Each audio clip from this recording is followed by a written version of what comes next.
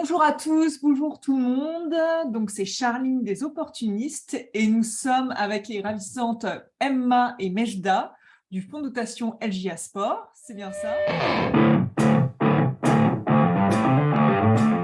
D'accord, donc oui, parce que moi je parlais de mon cas particulier, mais il n'y a pas que mon cas particulier dans la vie, les femmes entrepreneurs, il y a aussi là, j'ai l'impression que vous utilisez le sport, c'est vraiment un vecteur, un outil pour ouvrir sur plein d'autres pans de bien-être et tous les autres et tous les types de bienfaits. Mais du coup, on se dit, bah, votre fonds de dotation, c'est bien gentil, mais le sport, il est accessible à tous, en fait. J'en fais une paire de baskets, je fais du sport. Vous êtes d'accord avec ça, comme quoi c'est accessible à tous? C'est un oui et non, parce que comme Emma l'a dit au départ, ben, nous, c'est vraiment tout un public qu'on va toucher avec le fonds de dotation par nos actions.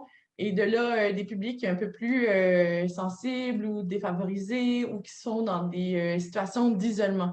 Alors, souvent, les gens qui sont moins scolarisés vont aller moins vers le sport. Alors, nous, en allant vers ce public-là, mais on arrive justement à les faire bouger.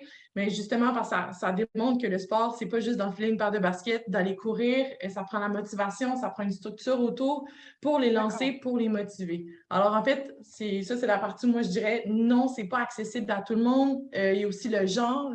Les femmes, tantôt, Charline, tu dis, ah, je suis une femme entrepreneur. Ben, juste le genre fait en sorte qu'il peut y avoir moins de femmes qui ont envie de bouger de peur d'être jugées ou parce que c'est des sports attenant moins masculins, moins féminins, mais Moins ça va féminin, être ouais. plus compliqué.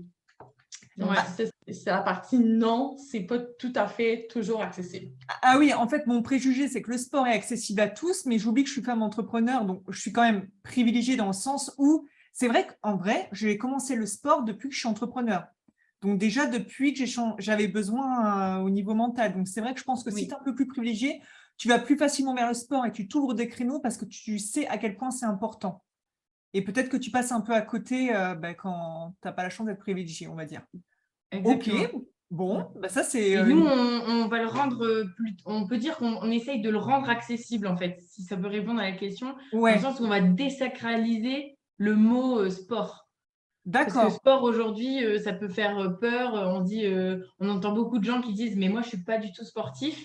Mais Oui. qu'est-ce que c'est finalement que faire du sport autour de nous et de plus en plus en France, les gens vont bosser à vélo, les gens vont aller, par exemple, je sais pas, chez le kiné. Tout Mm. ça, c'est de l'activité physique qui met en relation le corps et l'esprit. Et c'est pas parce qu'on est dans un milieu social où c'est pas encore développé qu'on ne peut pas le faire.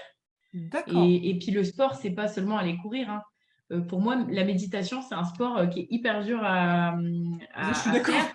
Je suis très d'accord. Et voilà, alors il y en a qui ne seront pas d'accord avec le terme de sportif, mais ceux qui méditent sont très, très puissants. Voilà. Oui, on les salue. Ouais, on les Je, salue. je ne sais pas comment ils font exactement. Rituel.